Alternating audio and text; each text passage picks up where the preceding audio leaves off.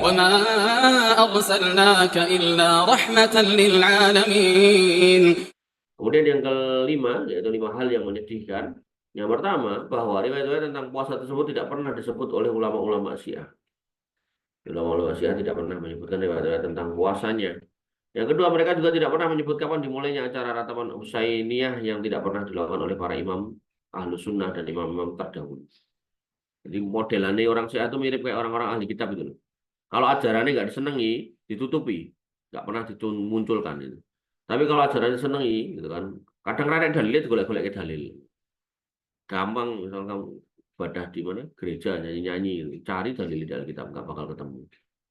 Terus apa namanya? Perayaan tanggal 25 Desember, cari di Alkitab nggak bakal ketemu. Terus diwolak-walik nanti suwe nggak bakal ketemu. Ya. Tapi ya itulah modelannya sama dari ahli kitab dan orang apa namanya Syiah itu sama. Makanya di dalam Quran itu disebut sebagai al-maghdub wad dal gitu. Orang-orang yang termurkai dan orang-orang yang sesat. Orang yang termurkai orang-orang Yahudi yang dia ngerti hukum tapi ragu melakoni. Abdol ini orang-orang Nasoro, yaitu orang yang nggak ngerti hukum tapi ngelakoni seolah-olah ada dari agamanya. Kemudian yang ketiga, ya kayak ini kan, tidak pernah menyebutkan kapan dimulainya. Karena memang nggak ada asalnya.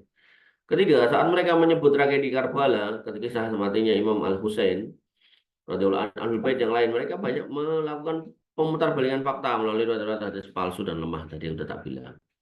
Jadi, dia corone lah, gitu, mendapatkan dalil, gitu, gawe pokoknya. Sebenarnya yang membunuh Al-Husain adalah orang-orang mereka sendiri, orang-orang Irak Kufah. Semoga Allah memperlakukan mereka dengan keadilannya. Bukan selain mereka. Tidak ada seorang pun menyertai mereka selain mereka sendiri. Mereka lah yang berdosa terhadap Al-Husain, menipunya, mengkhianatinya, membiarkannya sendirian, sebagaimana mereka membiarkan bapaknya Ali radhiyallahu anhu dan saudaranya sebelumnya. Jadi kalau membaca kisahnya itu ya menyedihkan. Jadi waktu itu ada proses pembaiatan dari keluarga Muawiyah gitu kan.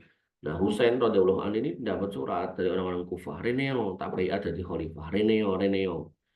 Sebenarnya udah dinasihati sama sahabat-sahabat yang senior, nggak usah di sini aja, di Mekah aja. Tapi qadarullah lebih memilih untuk pergi membawa 70 orang keluarganya gitu loh. Dan kemudian berharap benar-benar orang yang ngundang itu bertanggung jawab untuk menjaga, mengamankan berangkat. Akhirnya khalifah yang memproklamirkan diri itu nyusul. Tapi bukan khalifahnya, pasukannya gitu. Nah, pasukannya kemudian diweling gitu. Pokoknya cekelan wae coba apa-apa gitu. Wong piye itu putunin nabi. Nah, artinya 70 orang ini dikepung dengan ribuan orang.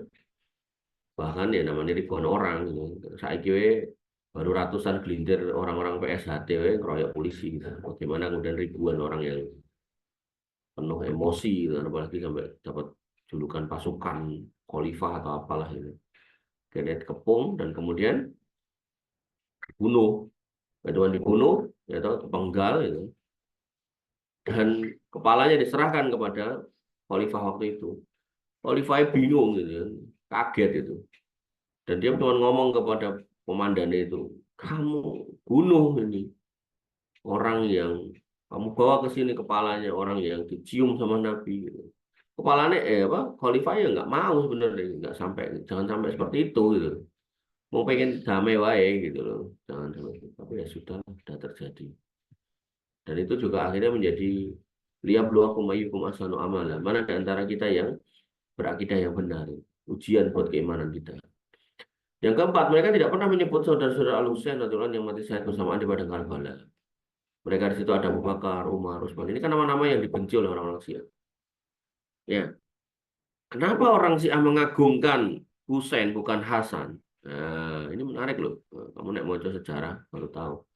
Karena Husain menikahi orang Persia, Hasan tidak. Nah, anak turun Husain dari orang Persia inilah yang sama orang-orang Syiah diangkat menjadi imam mereka. Mengapa mereka bersikap demikian? Jawabannya adalah bahwa tidak disebutkan nama mereka hanya karena khawatir. Pertanyaan orang awam Syiah, mengapa Imam Ali menamai putra-putranya dengan nama-nama orang yang mereka benci, yaitu Abu Bakar, Umar, Utsman. Jadi mereka itu punya doktrin bahwasanya Abu Bakar, Umar, Utsman itu udah kafir, mengkhianati risalah Nabi.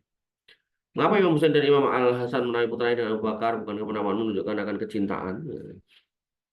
Artinya orang tuh menamai dengan nama-nama ini kan karena cinta, tapi mereka menutupi. Kemudian yang kelima, bahwa umat yang zaman sekarang hidup dalam masa cobaan, musibah, perpecahan, kelemahan. Bersamaan dengan itu, Anda akan mendapati bahwa para khotib di mimbar Al-Husain tidak memiliki apapun yang untuk disampaikan kecuali bercerita saudara yang gak jelas, mengoyak cerita sejarah, menghidupkan fitnah, membuat-buatnya, serta mengobarkannya, padahal tidak memiliki dasaran landasan yang sahih. Dan itu Imam Syiah Indonesia, ya, podo wae gitu.